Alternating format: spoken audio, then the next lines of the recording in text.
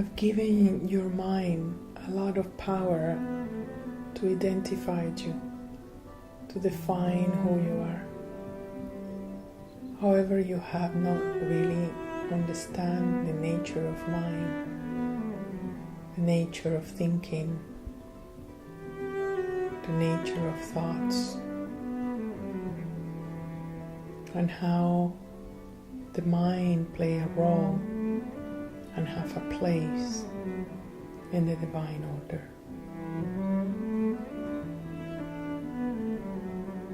All you are interested is in running the mind.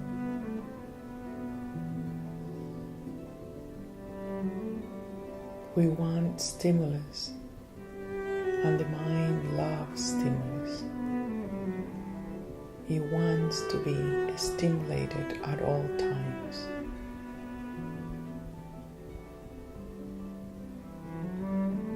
It wants to drive us to a certain direction all the time.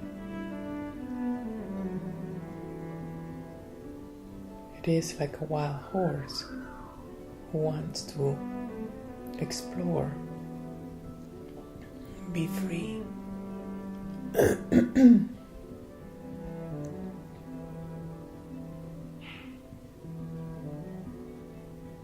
We don't realize the mind is absolutely sensitive,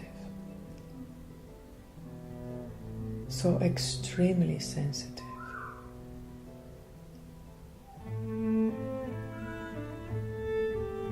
It is sensitive to our environment, the people around you, to what you're driven, sensitive to the 5 elements.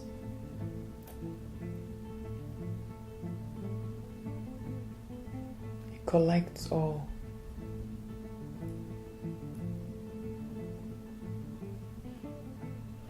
Like an harp, but it plays music and all the chords get stimulated.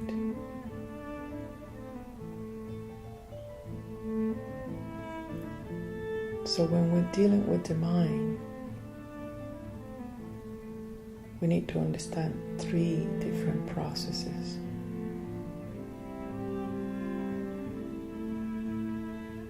One process is your process of thoughts. The mind is designed to think, and better say, the mind is designed to have thoughts. It will give you thoughts.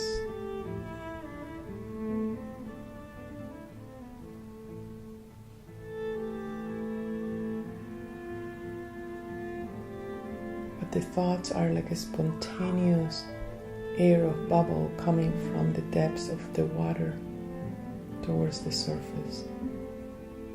When they are free, just emerge from the depths, from your subconscious, from the body. They emerge and then they pop in the surface, and you may see them in your conscious mind as a thought.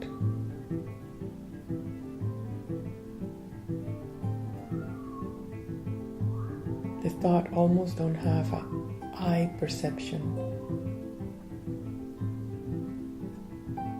It's just an impact of you see a flower and a thought come of beauty or gratitude.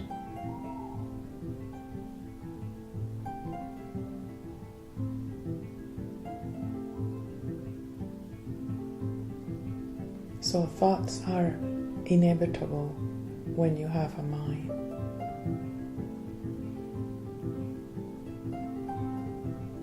And some of the mistake of the seeker is to want to suppress that thought process. However, we're not really identifying a second process, that is the process of thinking.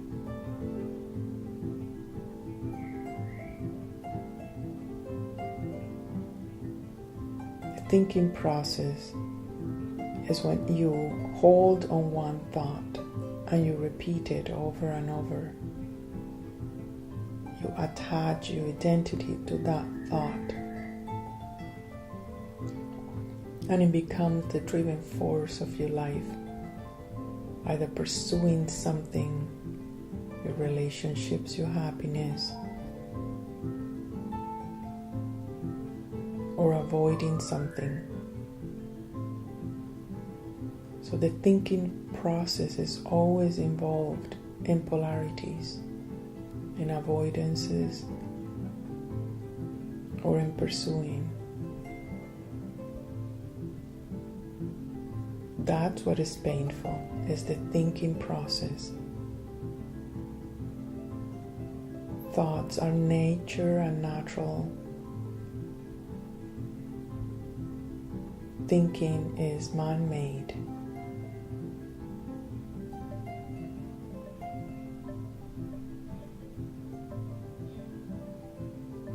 By thinking, you lock the mind into future and into past. By thinking, you enter into a loop of suffering and a loop of constantly relating to a dynamic that are not really real.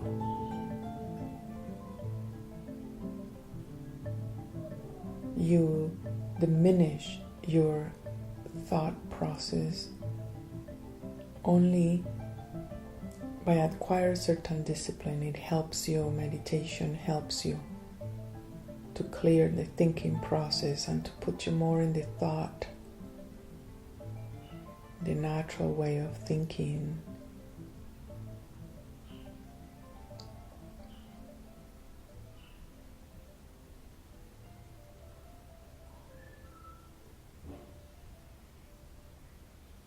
With this dynamic of the mind at place, the thinking overpower your thoughts, and the thinking don't allow you to see a greater intelligence you have.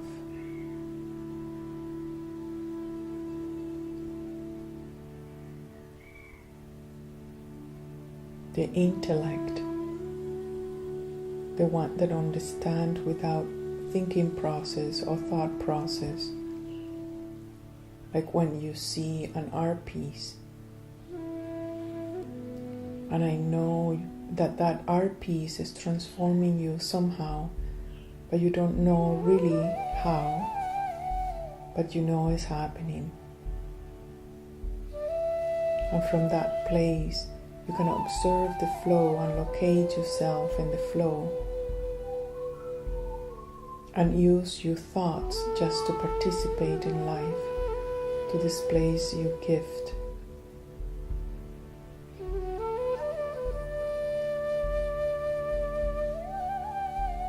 When you are in a state of surrendering, then intellect arrives,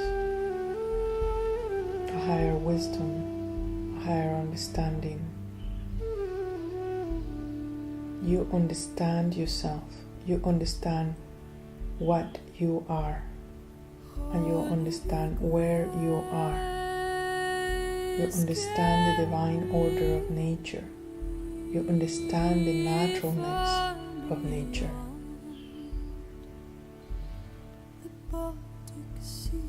That's when you enter into self-freedom.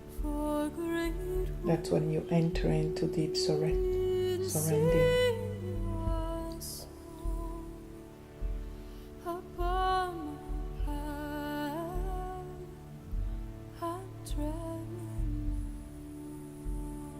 When you are tuning in with that intellect, which is under your thinking process,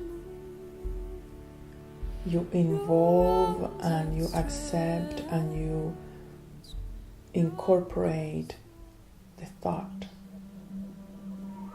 You don't fight anymore with the mind. You let it have thoughts, but you are not impatiently and eager to make thinking processes. Thinking processes are based on your beliefs, are based on your values and your conceptualizations. Thoughts are natural electrical forces who come forward to reveal something. And that revelation supports the intellect. That revelation coming from thought nourish the intellect, enhance it, allow it to create, allow it to be sharp, to memorize, to understand, to manage,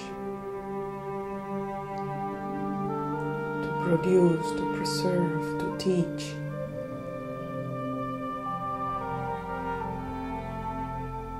It embraces a wider capacity beyond the mind.